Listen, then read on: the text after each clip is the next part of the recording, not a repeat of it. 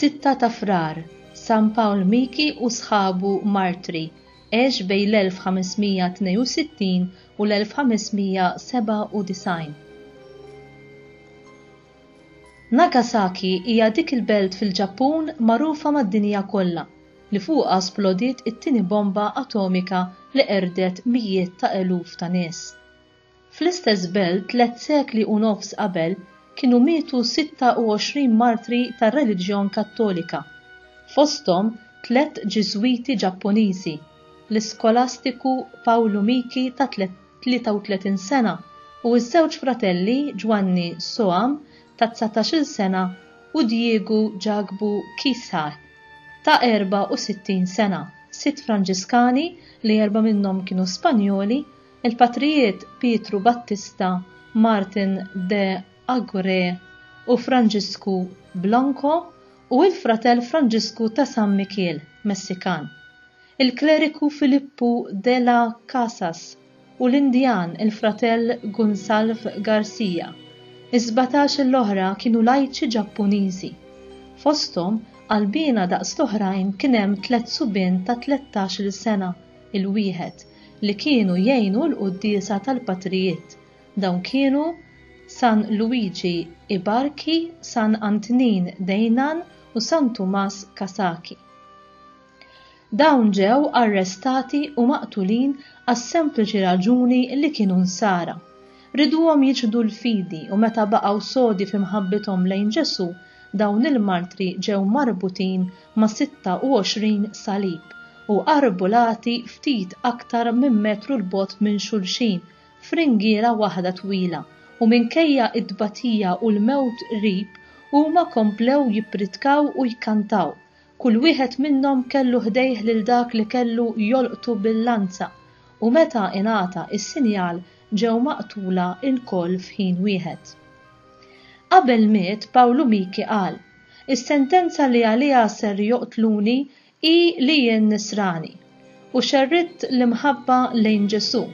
Fuq l-eżempju ta' Ġesu naħfer il-persekuturi tiegħi.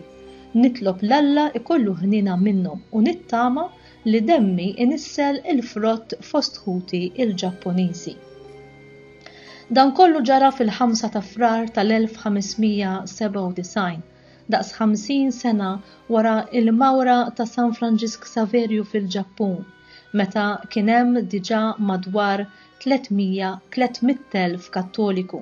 San Pawl Miki u Sħabu martri ġew iddikjarati qaddisin mill-Papa Piju IX fl-1862. Meta fit-19 seklu il-missjonari kellhom il-libertà li jirritornaw il-Ġappun, sabu eluf ta' nies li kienu baqgħu insara bil-moħbi.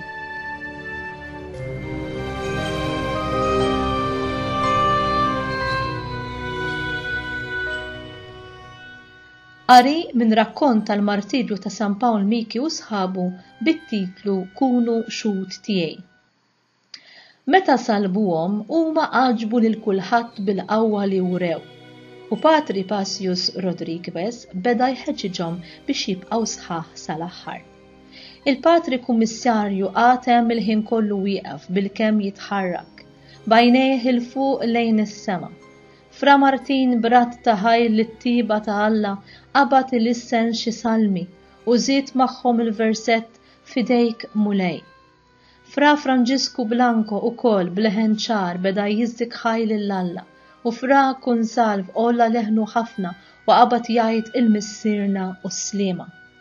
Patri Pawl Miki tagħna meta ra ruħu mtella fil-għoli aktar mill-oħrajn, qisu f'post ta' ġieħ kbir li qatt ma fittex, fetaħ fommu u beda biex qal lil ta' madwaru li huwa Ġappuniż u Ġiżwita u li kien se jmut għal ixxandar l-Evanġelju.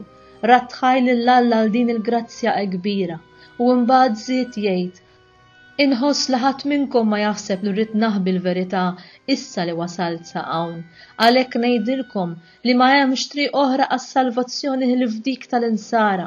Din it-triq tallimni li għandi naħfer lill-edewwa, għalhekk jiena naħfer minn qalbi lil dawk li għamluli ħsara, lis-sultan u lil dawk kollha li bihom qiegħed nieħu l-mewt.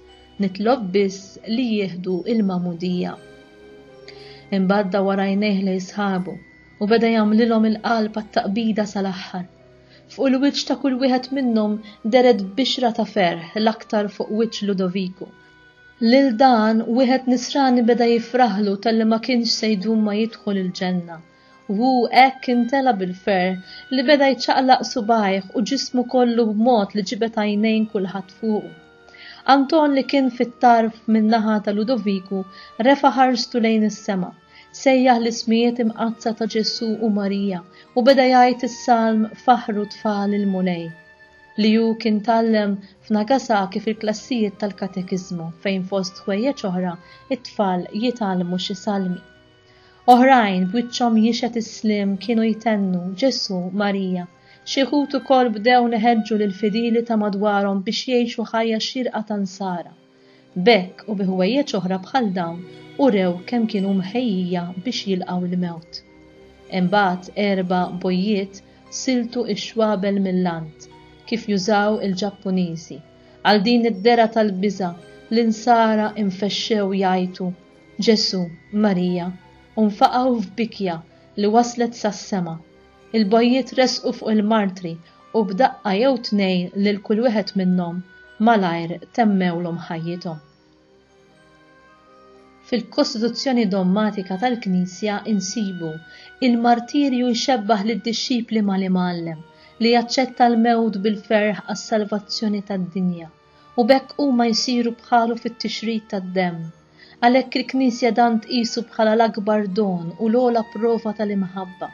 Għalkemm dan mogħti lil xi wħud biss, kulħadd għandu jkun lest li jagħti xhieda għal Kristu quddiem l-umanità u li jimxi warajh it-triq tas-salib. U int, l-eżempju ta' dawn il-Ġappuniżi li sofrew daqstant għall-imħabba tagħhom lejn Ġesu. Jistimulak biex akkosta kull sagrifiċċju tgħix ħajtek biex tara lil Ġesu aktar magħruf u aktar maħbub.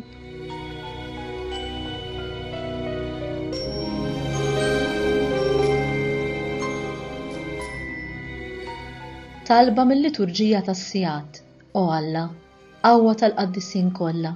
Intoġbok it-tella fis-sema lil Maltri San Pawl Miki u Sħabu billi jieħdu l-mewt fuq is-salib. Għatina l-għajnuna tat-talb tagħhom biex inżommu qawwijin u sħaħ sal-aħħar fil-fidi li aħna nistqarru. Nitolbuk dan bi Kristu Sidna. Amen.